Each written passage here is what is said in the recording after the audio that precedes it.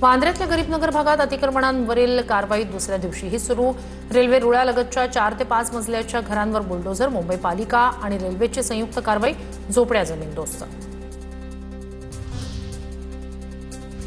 पायधुनी परिसरातील डोकाडिया कुटुंबातील चौघांच्या मृत्यू प्रकरणी घरातून जप्त करण्यात आलेल्या मिठाचे नमुने एफएसएलला चाचणीसाठी पाठवले। झिंक फॉस्फाईड मिश्रित मीठ कलिंगडावर लावण्यात आल्याचा पोलिसांना संशय।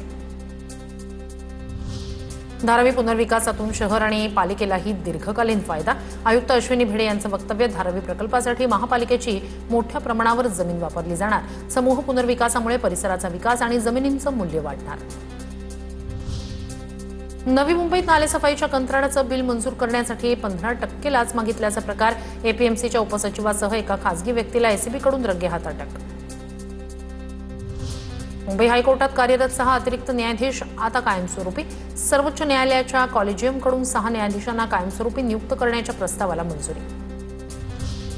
मुंबई महापालिका 2.5 लाख कोटींची देणी टप्प्याटप्प्यानं फेडणार। पालिकेची आर्थिक स्थिती सक्षम असल्याचा आयुक्तांचा दावा। मुदत ठेवी कमी होत असल्या तरी विकास कामांमध्ये निधीची गुंतवणूक सुरू, अशीही माहिती।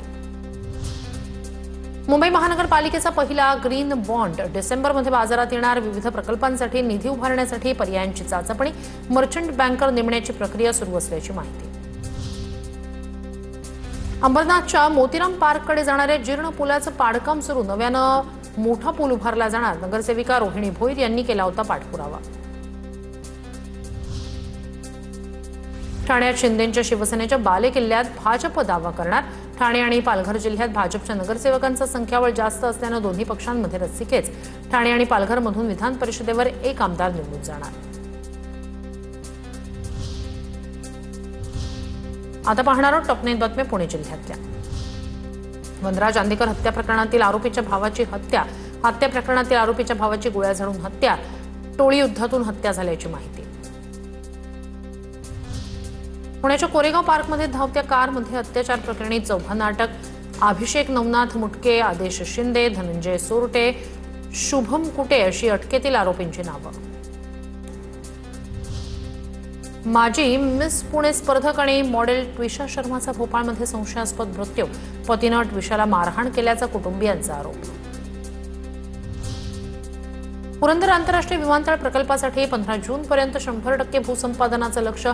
मोबदल्याच्या सूत्राला अंतिम स्वरूप दिल्यानंतर संमतीपत्र मिळवण्याची प्रक्रिया गतिमान। जिल्हाधिकारी जितेंद्र डुडी यांची माहिती। पुणे विद्यापीठातील अभियांत्रिकी विभागाची परीक्षा पुढील महिन्यात होणार। परीक्षा पुढे ढकलण्यासाठी अभियांत्रिकीच्या विद्यार्थ्यांनी केलं होतं आंदोलन।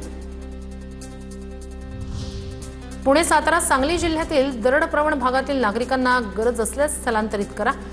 मान्सूनच्या पार्श्वभूमीवर समन्वयानं काम करा।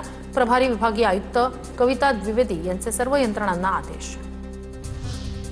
औषध विक्रेत्यांच्या देशव्यापी संपाला पुण्यात प्रतिसाद। पुण्यातील औषध विक्रेत्यांनीही पुकारला संप। नागरिकांना औषधांचा तुटवडा भासू नये यासाठी प्रशासनाची विशेष तयारी। राज्यात 3000हून अधिक धरणांमध्ये केवळ 33% पाणीसाठा शिल्लक। पुणे विभागातील धरणांमध्ये 25% पाणीसाठा। अमरावती विभागात सर्वाधिक 44.39% पाणीसाठा।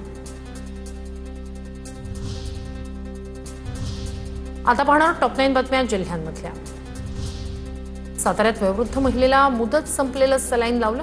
ठोसेघर प्राथमिक आरोग्य केंद्रातील धक्कादायक प्रकार। ग्रामीण भागातील रुग्णांच्या जीवाशी खेळ। व्हिडिओ व्हायरल झाल्यानंतर अधिकाऱ्यांचे डोळे उघडले। नागपूरमध्ये जवळपास 7000 औषध विक्रेत्यांची दुकानं बंद।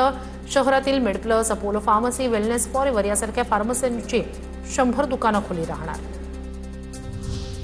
सोलापूरमध्ये औषध विक्रेत्यांचा मोर्चा। ऑनलाईन औषध विक्री विरोधात सोलापूरसह देशभरात बंद। सोलापूरमधील 4 हुतात्मा चौकापासून औषध विक्रेत्यांच्या मोर्चाला सुरुवात। अमरावती जिल्ह्यातील अनेक मेडिकल मध्यरात्रीपासूनच बंद। ऑनलाईन औषध विक्री बंद करण्याची मेडिकल असोसिएशनची मागणी। अमरावती जिल्ह्यात आपत्कालीन परिस्थितीसाठी 88 सदस्यांचे हेल्पलाईन नंबर जारी।